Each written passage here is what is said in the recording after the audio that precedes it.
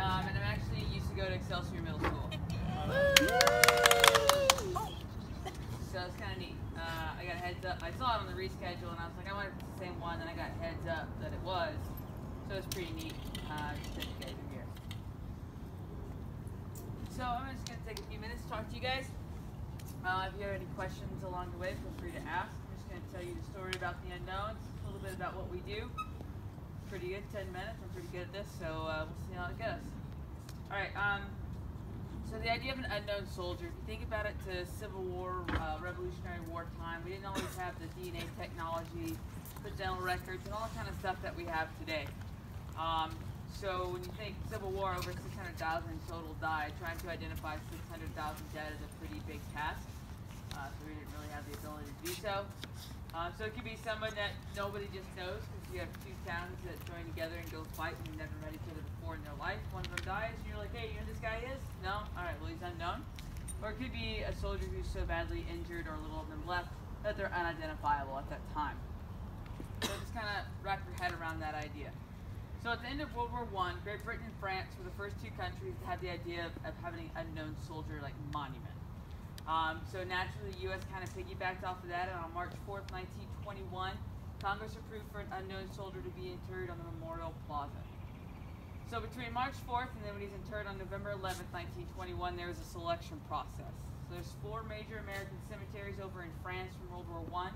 So what they did was disinter an unknown from each of those cemeteries, brought him to the town hall in Chalon-sur-Marne in France, where they were in caskets with the American flag draped over them. They knew they were American soldiers because of where they were killed and what they were wearing. We just could not identify them. So a highly decorated soldier by the name of Sgt Edward F. Younger, who's actually buried over in section 18, was tasked with selecting the World War I unknown. So what he did is he circled the caskets 3 times and placed a spray of white roses on the 3rd casket from the left. He later learned from his journal writings that he selected that casket because he felt that he had a connection with them, like he possibly had served with that individual. So that's one he chose. The 3 that were not chosen were reinterred in the Moose Argonne Cemetery there in France, and the one he selected was brought over here to Washington, D.C. He laid in state in the Capitol Rotunda like we would do if one of our presidents passed. It was our first global conflict as a country, so a lot of family members never came back, and a lot of family members couldn't afford to go over and mourn their family member who never came back. So it was a huge time of mourning. The Capitol actually stayed open until about 10 o'clock at night on November 10th to allow visitors still to come by and pay respects. And then on November 11th, he was put aboard a horse-drawn caisson, which is what is used to bring service members to their final resting place here at the cemetery. And then he was brought over here to the Memorial Amphitheater right behind us. That's where his funeral services were conducted. Now, service members who passed, their next of kin received a flag as part of their service. But this being an unknown soldier, there was no next of kin, so President Warren G. Hardin stepped forward and accepted that flag as next of kin, and that set a precedence for later wars as well. And then he was interred there on the Memorial Plaza. Originally, there wasn't a big monument on top of it. It was just a flat tabletop of marble.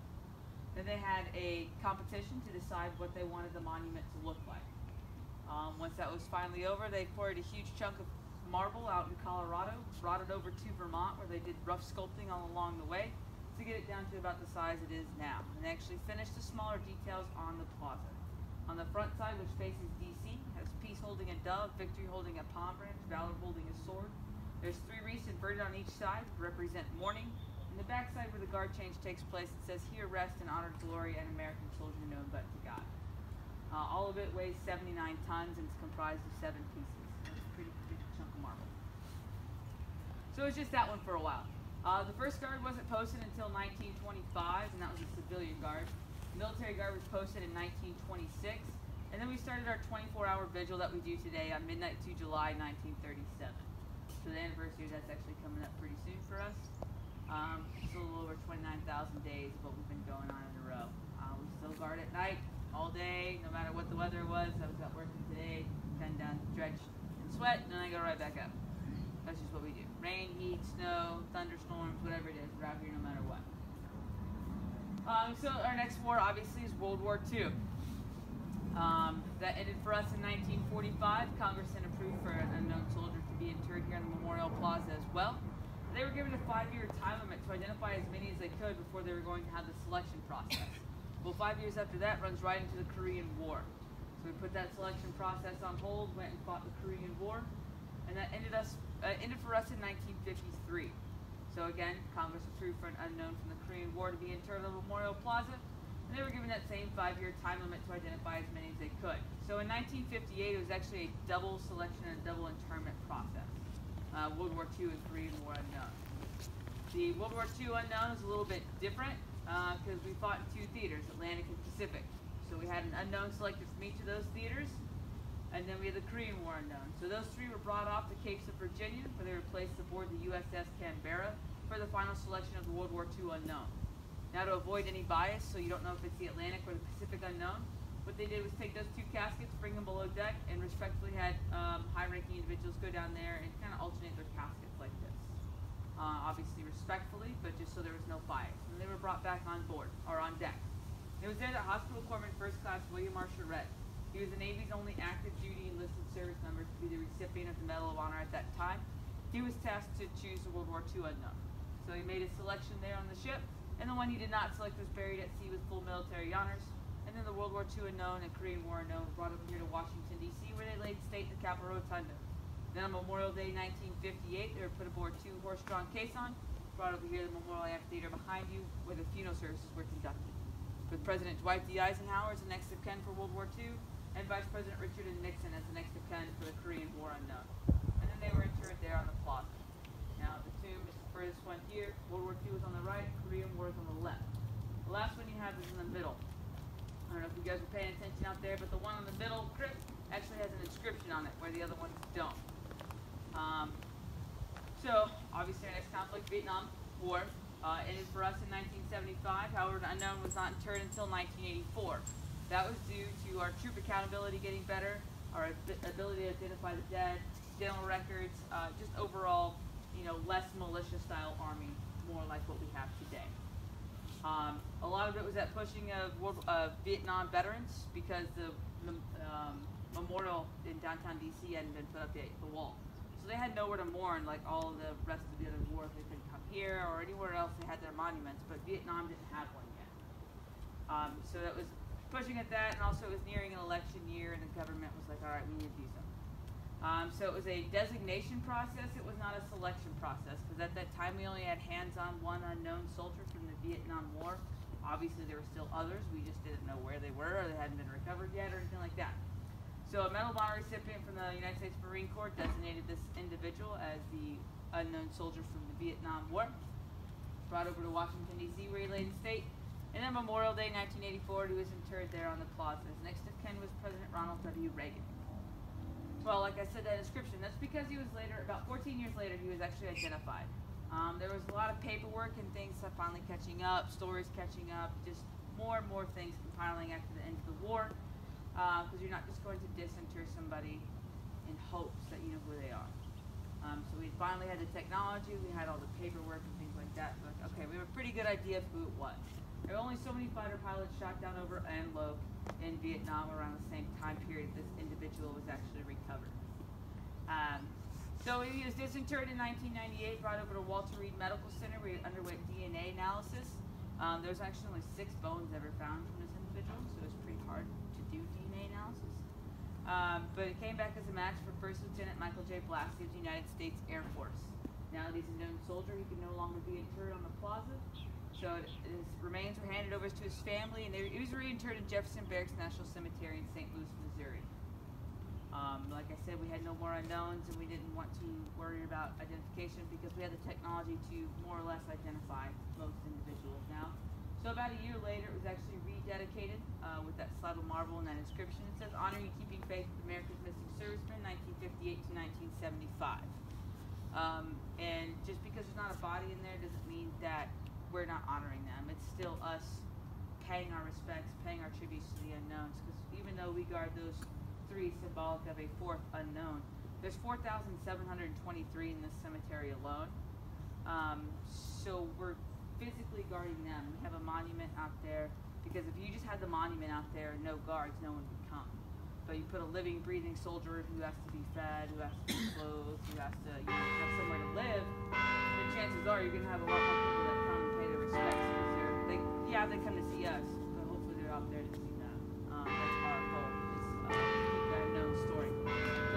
our training is when you get far enough along in training, you get to be able to give a public brief like this, so you can pass on the story of the unknowns as part of our job. So, do you guys have any questions about that, or the guard change, or anything that you guys saw? Or what's the shift of a guard? Well, I got in about 4:30 this morning, and I'll leave about 7:30 tomorrow morning.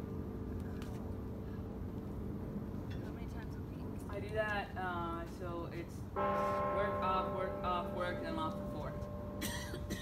But that 22 hours off, I sleep for part of the day. If there's certain uniform things you have to do, I try and get it all done here at work at night. So once the cemetery closes, so after this guard change and everybody leaves, I'm going to go downstairs, unpin my blouse, repress my blouse, reshine everything on it, repen my blouse, shine my shoes so they're that black mirror shine, because they're not the fake shoes, they're real leather shoes that we polish. Repress my pants, if there's any other thing I need to do, like if I had to make a new metals rack, anything like that, to make everything that we wear by hand. So there's a lot of uniform maintenance that goes into it. It takes probably 2 to 4, well, it takes me like 2 hours on my shoes, so about 3 or 4 hours just the general uniform maintenance at night.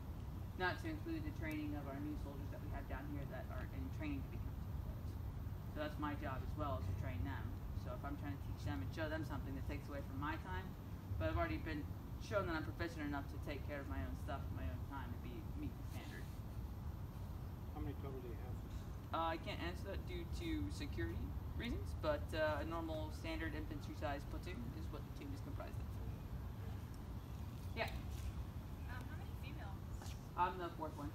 Wow. But I'm the only one here right now. Yes. How do you get chosen to be?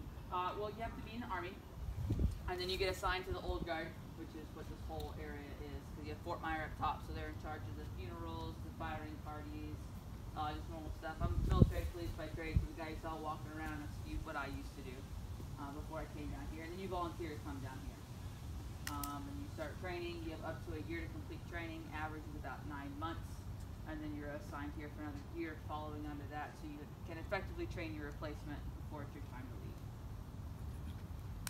But I've been down here almost 2, and I've got a little more ways to go.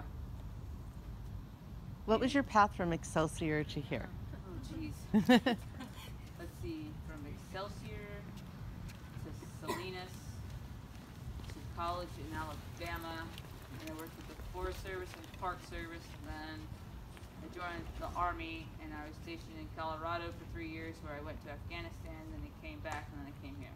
Wow. So I was in Excelsior. When were you guys born? 2. Yeah, that's when I was there. So before you were alive. So it's been a while. And did you go to Discovery Bay Elementary? I did not, because I'm from Texas. Okay. And then I moved out. You moved Yeah. in middle school. Can you, this might be too, I don't know, obvious a question, but explain the significance of the detailed ceremony of the changing of the guards? Absolutely. So when the guard is out there just by himself, he walks 21 steps, which, if you guys, I don't know if you know, but 21 gun salute is the highest honor that we can bestow upon a service member. It's what it is. And it's traced back to astrological biblical texts, but 21 gun, most of you guys know 21 gun salute. So we take 21 steps down the mat, and we turn and face DC for 21 seconds, and then we'll turn and face down, change shoulders. So the weapon is always between us and the crowd to symbolize that we are prepared and ready to guard the tomb. And we wait for another 21 seconds, take 21 more steps, and just keep doing that back and forth. The weapons inspection is an actual weapons inspection to check functionality. If there's a deficiency, we'll give it back to the oncoming guard, send them back downstairs, tell them what to fix, and then have them come back up. Same thing with their uniform. We try and mitigate and catch everything downstairs before we come out the door, but things happen. Sometimes you get pooped on by a bird when you're walking up. Totally have it happen. And you guys send them back down to get it cleaned up or get a new soldier. So part of training, we have to be able to get from this into that uniform in 3 minutes or less. And then we have another minute to get what we call bloused up, so you can't get ready yourself. Like you have to make it look tailored to you, so somebody else has to help you get ready. And then another minute to get looked over before you get out the door. So we can have a replacement guard out there in 5 minutes or less. That's part of our training. That's the standard. It's our SOP. So if something happens to a guard outside, whether it's crazy weather or anything like that, we're able to get them changed out in an efficient manner. That's every hour? half hour in the summer and every hour in the winter. So we do 23 changes a day in the summer. 23 different people. No, I've been with my guys all day. So We're based off of height. So first relief is the tallest, second relief is in the middle, and then you get third relief. Sure. how many of you are here working today? I can't tell you that for security, but But if I stayed here all day, I could count, right? it depends, because some of them don't go outside, or we do things that are called back-to-back, so you do every other walk or every other change. It really just kind of depends on what we're doing. Like today, it's hot outside, Yeah. so we're rotating a little bit more than we probably usually do. And it also depends on if your new guys in training or what we call out the door and can perform outside, or if they're not, or if it's what we call, we're badge holders because we're past training and we get this fancy thing. And it's our job to do that. Our new guys in training have to earn the right to go outside. But it's our job to do it, and if they earn the right to go outside, then they get to go outside. If not, we take the brunt of it and do the work. Is there a term, a time, as far as how many years you're doing that? Yeah, it's the average is 18 to 24, 30-ish. Kind of just depends. Months? Months? Months, not years, months. They all look pretty young. They are. Some of them are like 18, 19, 20. I'm one of the oldest ones down here at almost 29. So, you know. Is there a normal progression where they go after this? Not really. Some people get out. Like I'm on the train to get out, so I got to get surgery and stuff. Then I got guys who, once you complete this duty, it's a pretty high-held duty. So you can kind of try and get choice of where you want to go afterwards. Like these guys want to go to Ranger School, Special Forces, stuff like that. They generally have that ability. So, anything else? I know you Can guys we get a picture? Yeah, Good absolutely. picture, yeah. All right.